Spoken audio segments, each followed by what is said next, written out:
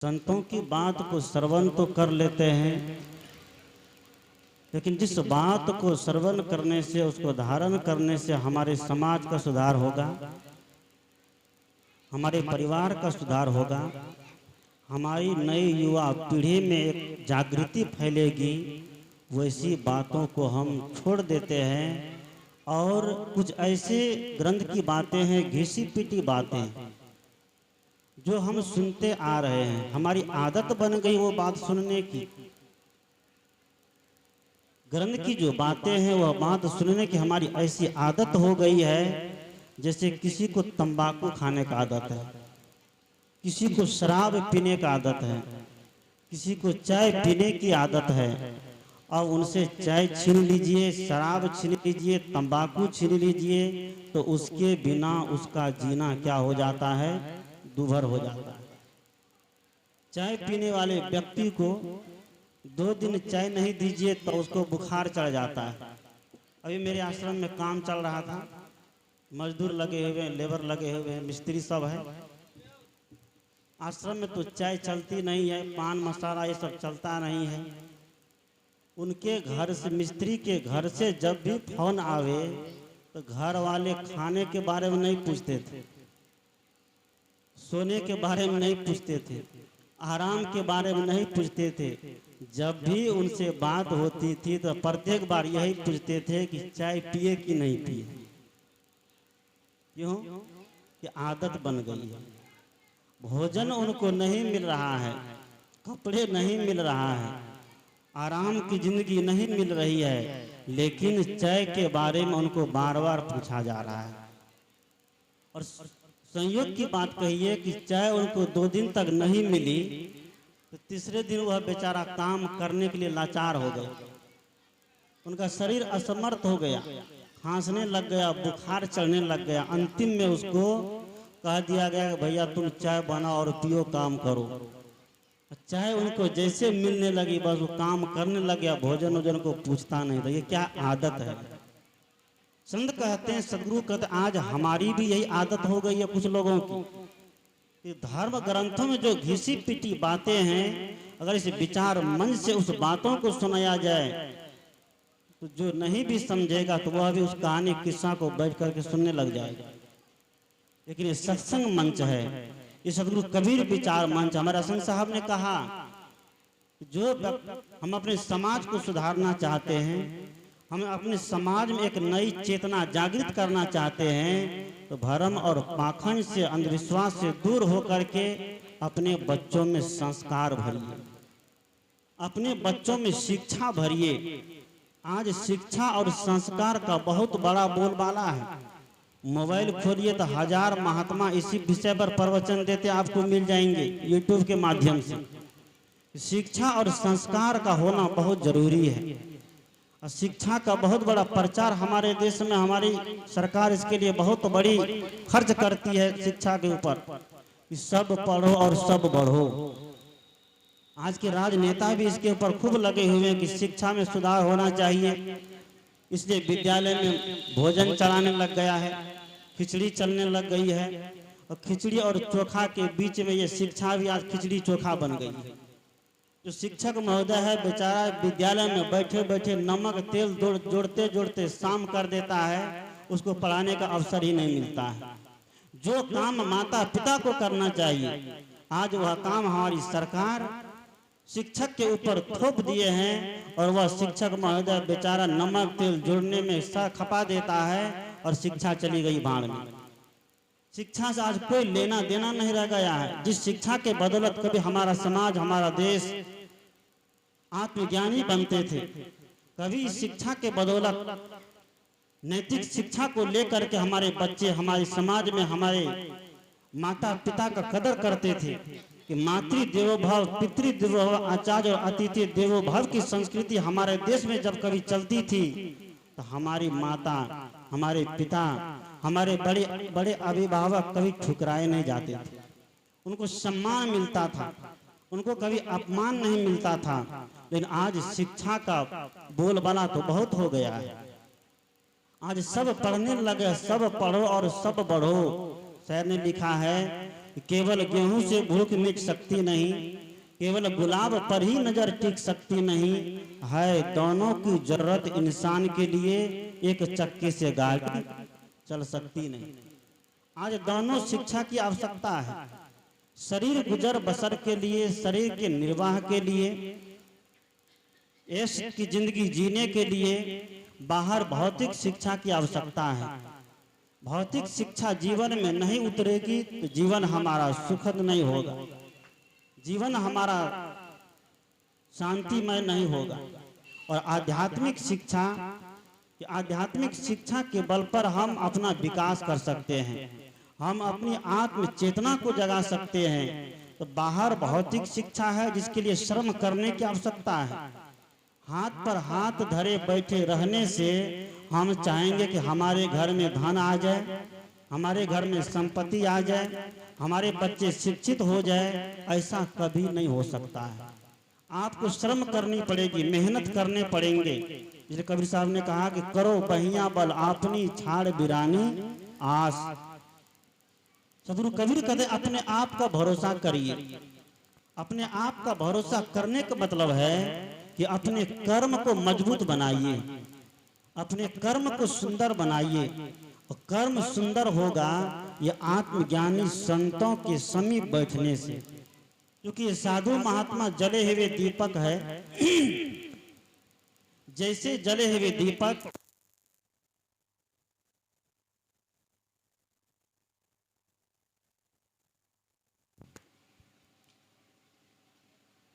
Hello बोलिए सदगुरु देव की जय।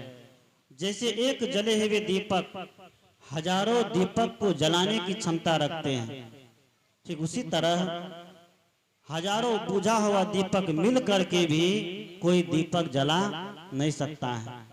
ये जितने वर्तमान के संत गुरुजन है, हमारे माता पिता है, ये जले हुए दीप है, इसकी ज्ञान दीप जल चुकी है।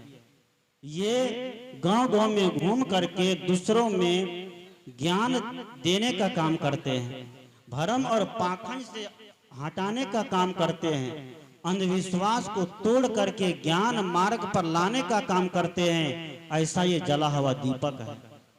एक जले हुए दीपक हजारों बुझे हुए दीपक को जलाने की क्षमता रखते हैं, लेकिन हजारों बुझा हुआ दीपक मिल करके एक दीपक में प्रकाश उत्पन्न नहीं कर सकता है। इसलिए सदगुरु कहते हैं कि शिक्षा की आवश्यकता है, लेकिन वैसी शिक्षा जिस शिक्षा के बदौलत हमारी आत्म चेतना जगे, जिस शिक्षा के बदौलत हम ये समझे कि ईमानदारी क्या है, जिस शिक्षा के बदौलत हम ये समझे कि धर्म क्या और अधर्म क्या है। आज बहुत पढ़ लेने के बाद बेईमानी के रास्ते पर उतर जाते हम लोग। कोई बहुत पढ़ लिख कर कोई IAS बन गया, कोई CO बन गया, कोई DO बन गया, कोई कलेक्टर बन गया, तो उनका काम केवल 2 नंबर का रह जाता है। आज एक CO साहब के पास जाइए, सरकार हमारी बाकायदा उनको वेतन देती है, चाहे लाख रुपये हो चाहे 1.5 लाख रुपये हो, जितनी उनकी सैलरी है सरकार हमारी देती है। लेकिन उन CO साहब के समीप कोई जमीन रजिस्ट्री करने का मामला अगर आ जाए तो रजिस्ट्री करने वालों से लाखों लाखों रुपया पहले घूस लेता है। हमारी शिक्षा कहाँ जा रही है? शिक्षा तो बहुत वो हासिल कर लिया, पढ़ाई तो बहुत कर लिया है, लेकिन उस पढ़ाई के बल पर समाज का उद्धार नहीं हो रहा है, समाज का कल्याण नहीं हो रहा है, समाज में ईमानदारी का शंखनाद नहीं हो रहा है। तो ऐसे समाज को समाज कहने के योग नहीं है, लायक नहीं है। इसलिए सदगुरु कहते हैं हम शिक्षित बनिए, लेकिन शिक्षित बनने के साथ साथ हमें नैतिक शिक्षा को अपने जीवन में धारण करना पड़ेगा, नैतिक शिक्षा को हमें स्थान देना पड़ेगा। आज का विद्यालय विकास तो बहुत किया है, सरकारी स्कूल से लेकर कॉन्वेंट स्कूल तक, हिंदी से लेकर अंग्रेजी तक। माता पिता से पूछिए आपके बच्चे पढ़ते हैं तो बिल्कुल पढ़ते हैं। कहाँ पढ़ते हैं? तो सरकारी स्कूल में, कॉन्वेंट स्कूल में पढ़ते हैं। कॉन्वेंट स्कूल में पढ़ने वाले 2 बच्चे रास्ते से आ रहे थे और दोनों की माताएं भी रास्ते से जा रही थी, सर पर घड़ा लेकर के पानी भर करके। पुराने जमाने की बात है। उस समय बहुत चापाकल, जगह जगह नल जल योजना नहीं थी। तो दोनों माताएं सर पर घड़े लेकर के पानी भर करके जा रही थी। दोनों का बच्चा आ रहा है आगे से।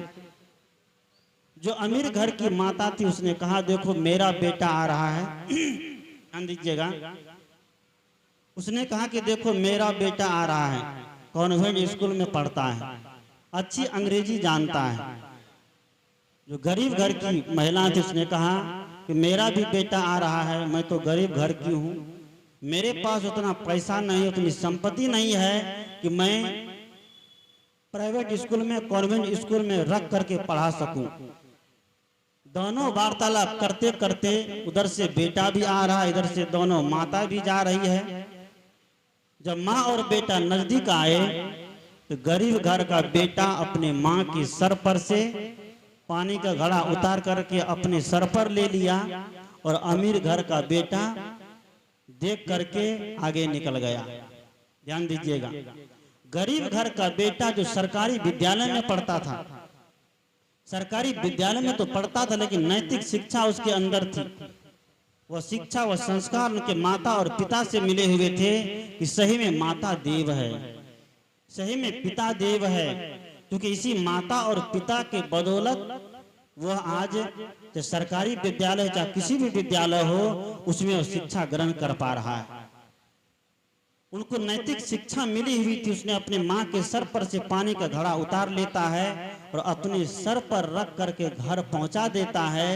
लेकिन जो बच्चे कॉन्वेंट स्कूल में पढ़ा था, जो बच्चा अमीर बाप का बेटा था, वह माँ के सर पर से घड़ा नहीं उतारा बल्कि हाथ चमकाते हुए घर की ओर चल दिया। विचार करिए, सदगुरु कबीर कहते हैं कि किसके अंदर संस्कार था, जो गरीब के अंदर था कि जो अमीर के अंदर था। गरीब के अंदर रहने वाला संस्कार उनके माता को स्थान दिलाया, लेकिन अमीर बेटे के अंदर रहने वाला संस्कार उनके माँ को स्थान नहीं दिया। ये कोई बात नहीं, केवल गरीब के अंदर ही संस्कार भी होता है, अमीर के अंदर भी संस्कार होता है, लेकिन वो संस्कार हमें सीखना पड़ेगा। वो संस्कार सिखाता है सत्संग। आज हम सत्संग में बैठना छोड़ दिए हैं। हम तो जाते हैं लेकिन बच्चे को अंगुली पकड़ के सत्संग में नहीं ले जाते हैं, क्योंकि हम सोचते हैं कि हमारे बच्चे अगर सत्संग में जाएं कहीं साधु महात्मा बन जाए। अगर बच्चा कोई नेता बनने के लिए चाहेगा, यहाँ तक कि वार्ड मेंबर में लड़ने के लिए चाहेगा तो माँ बाप बड़े खुश होते हैं। विधायक बनने के लिए चाहेंगे तो माँ बाप बड़े खुश होते हैं। कोई सीओ बनने के लिए चाहेंगे तो माता पिता की सीना बड़े ऊंचे हो जाते हैं।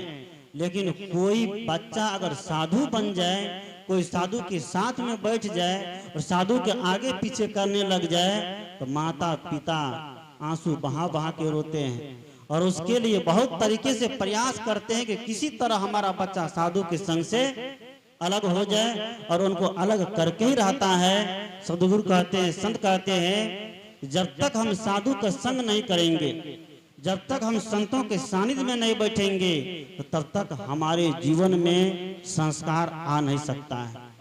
और संस्कार के बदौलत, संस्कार के कारण आज हम ये लोग इस दरवाजे पर ये सत्संग चल रहा है, इस सत्संग की गंगा बह रही है, और सत्संग के जैसा तीर्थ दुनिया में और कोई नहीं हो सकता है। संत ने लिखा है कि सत्संग सम तीर्थ नहीं दूजा, पाप दाप ताप सब दूर करे, अब बुद्धि शुद्ध कर देता जिससे सत्यासत विचार करे।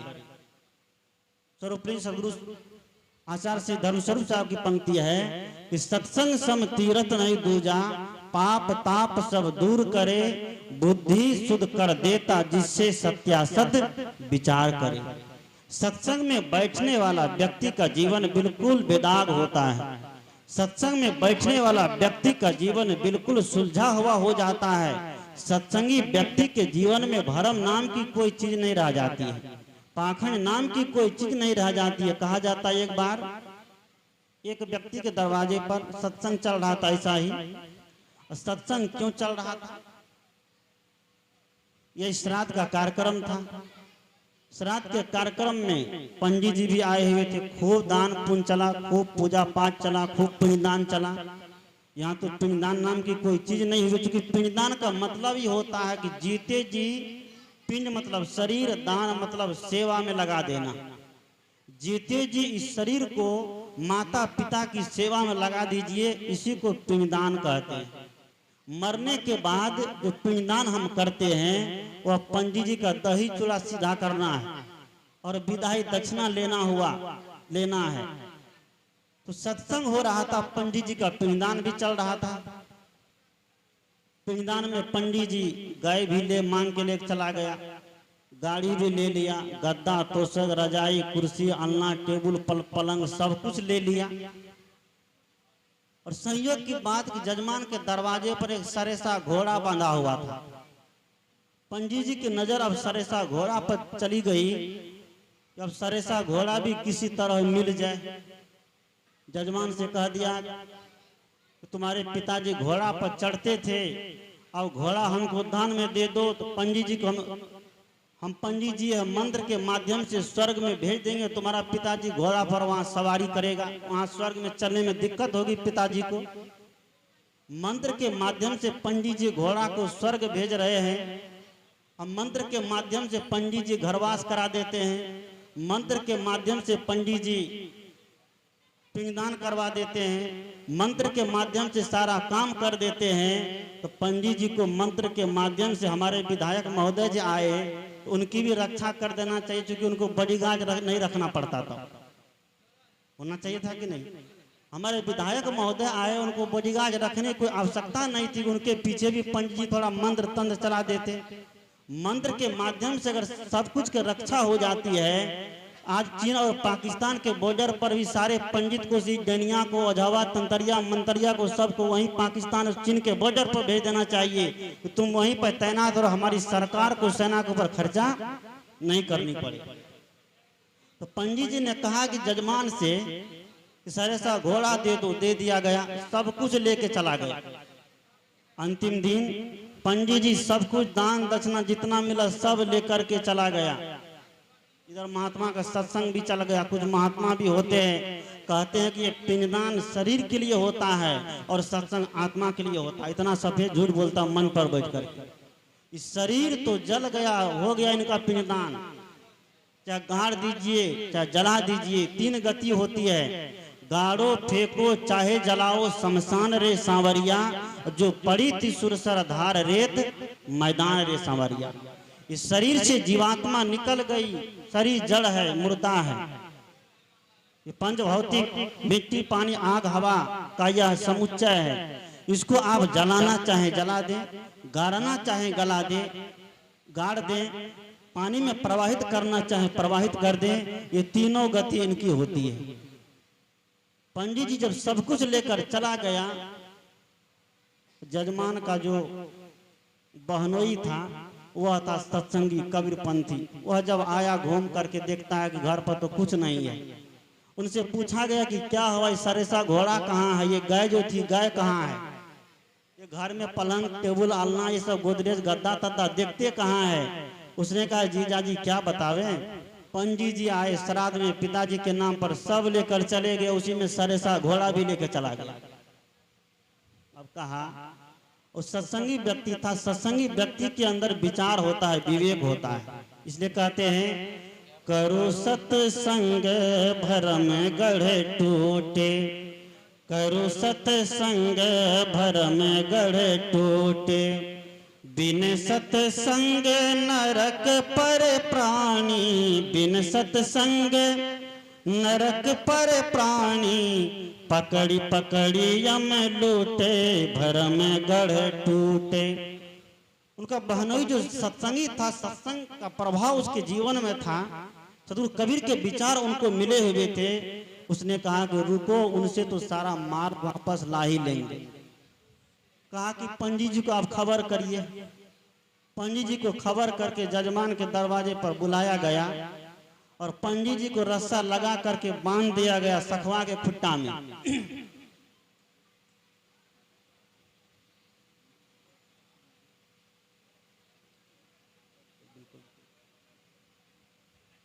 पंडित जी को सखवा के खुट्टा में बांध दिया गया मोटा चेन से बुरा नहीं मानिएगा, कोई ऐसे बैठे होंगे ऐसे तो, क्योंकि विचार है, विचार देना पड़ेगा। ये कबीर विचार मंद, कबीर साहब ने कहा कि सच्चे पथ का राही हूँ, कह सकता दिन को रात नहीं, ईमान बेच दूं टुकड़ों पर ये मेरे बस की बात नहीं।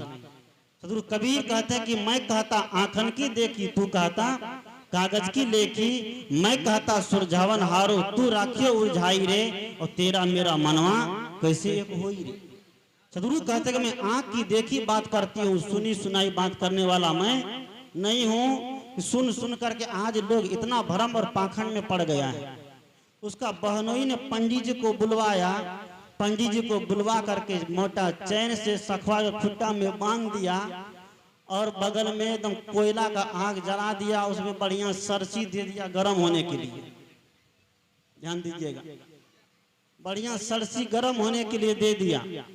और पंडित जी बेचारा देख रहा है, देख करके उसका तो पसीना भी उतर रहा है, अब होगा तो होगा क्या। अंतिम उसका बहनोई ने कहा कि पंडित जी रात में हमको एक सपना आया है। क्या सपना आया है? कि जैसे आपको हमारे ससुर जी ने सपना दिया कि हमको स्वर्ग में टहलने बुलने में परेशानी होती है तो सरेसा घोड़ा भेज दीजिए, आप दान लेकर सरेसा घोड़ा हमारे ससुर जी के पास भेज दिए हैं। तो वैसे ही सपना रात में हमको हमारे ससुर जी ने दिया। क्या दिया? कि घोड़ा पर जब चढ़े और सैर करने के लिए निकले तो घोड़ा उछल गया। घोड़ा बहुत तेज तेज दौड़ने लगा। तेज दौड़ते हुए घोड़ा जब उछल गया तो हमारे ससुर जी घोड़ा पर से गिर गए। जब गिर गए तो हमारे ससुर जी के घुटना में चोट आ गई है, घुटना सूज गया है, फूल गया है, घुटना में दर्द हो रहा है।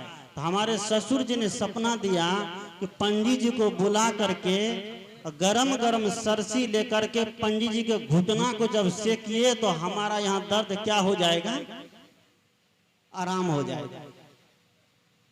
उसका बहनोई जैसे सरसी पकड़ता है और पंडित जी की ओर चलता है तो पंडित जी कहता हो बाप हमको छोड़ दीजिए, हम सब कुछ ला के अभी दे देते, हमको नहीं चाहिए, सब हमारे घर में रखा है, कुछ आपके बाप ससुर जी के पास न घोड़ा पहुंचा है, न गाय पहुंची है, न पलंग, न अलना, न कुर्सी, न टेबुल, न छत्ता, न जूता, न हंडी, न लोहा, न लोटा, न कुछ भी वहां नहीं पहुंचा। हम सब कुछ ला करके यहाँ दे देते हैं।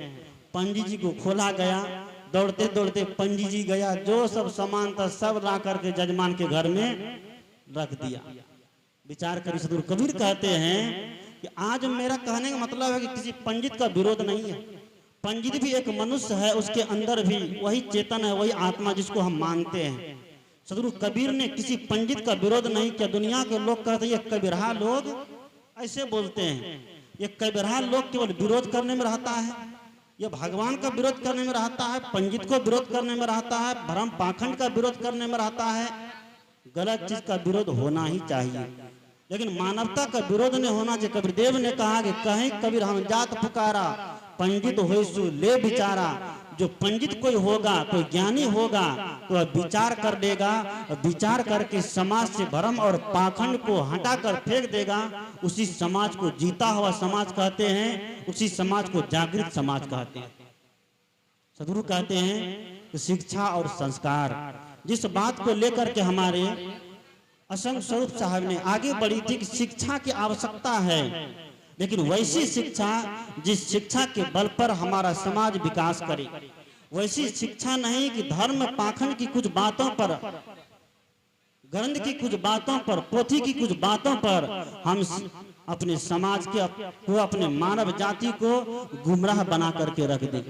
आज की नई युवा पीढ़ी जगना चाहती है, लेकिन हम उसे जगने नहीं देना चाहते। मैं एक दिन यही बगल में था सत्संग में, कौन गांव है इसके यहाँ था, वो माता जी अब साधु महात्मा को देखकर सबकी श्रद्धा होती है, कभी दूध ला के दे दे, कभी दही ला के दे दे, कभी कुछ ला के दे दे, कभी कुछ ला के दे दे।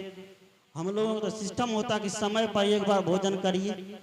मैंने उनसे कहा कि देखो इतना चीज मत लाया करो, हम इतना चीज खाते नहीं है, इसलिए तुमको खिलाने की बहुत शौक है तो दूध का कुछ बना के रख दो, कोई आएगा तो उनको भी खिलाया जाएगा, साधु महात्मा भी खाएंगे और सबको प्रसाद भी मिलेगा। उसने कहा कि बाबा इसका पेड़ा बना दे। मैंने कहा बना दो। तो गई पेड़ा बनाने के लिए, ध्यान दीजिएगा, और पेड़ा जब बनाने के लिए गई, कढ़ाई चढ़ा देती है, चूल्हा में आंच लगा देती है, दूध डाल देती है और चीनी भी डाल देती है। ऐसे पेड़ा बनता है। पेड़ा बनने का सिस्टम क्या है?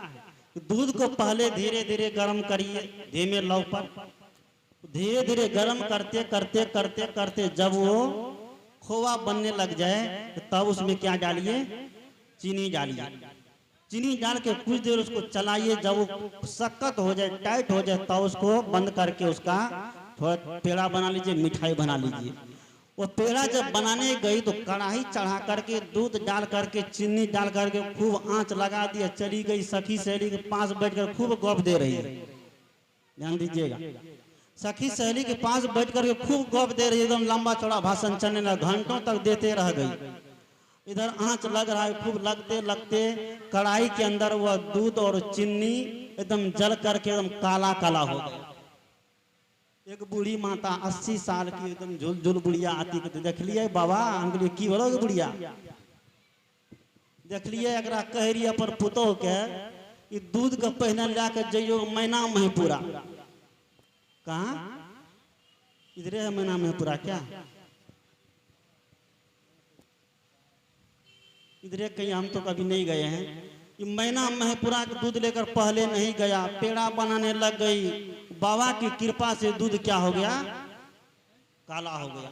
थोड़ा सोचिए, हम गलती किए, हम अपनी गलती को नहीं दिखा रहे, लेकिन बाबा की गलती को दिखा रहे हैं कि बाबा की कृपा से क्या हो गया? दूध काला हो गया। बाबा की कृपा से हुआ या अपनी गलती से हुआ? किसके कारण हुआ? आज ये बात कहने में ये कबीरा सब बदनाम है।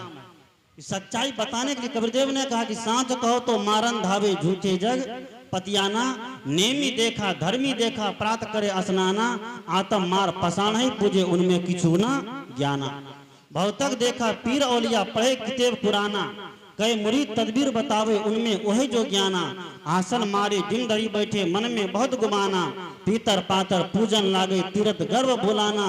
टोपी पहरे माला पहरे छाप तिलक अनुमाना, साकी शब्दे गावत बोले आत्म खबरिन जाना। हिंदू कहे मई राम प्यारा, तुर्क कहे रहीमाना, आपस में दब लड़ी लड़ी मुवे मरमन काहू जाना।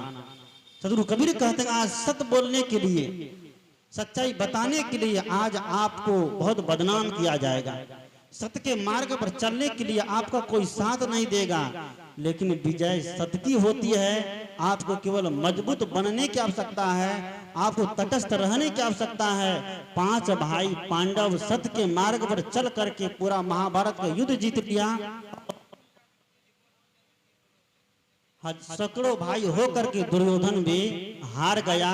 आज पांडव का नाम श्रद्धा के साथ लिए जाते हैं और दुर्योधन का नाम अनश्रद्धा के साथ लिए जाते हैं। सदगुरु कहते हैं ये श्रद्धांजलि तब सफल होगी जब हम सच्चाई को स्वीकार करने के लिए तत्पर रहेंगे। साधु महात्मा निर्णय की बात बताते हैं, अनुभव की बात बताते हैं, और अनुभव के रास्ते पर चलकर ही सत्य को स्वीकार करके ही जीवन में असली शिक्षा और संस्कार को धारण करके ही हम इस माता की श्रद्धांजलि दे सकते हैं।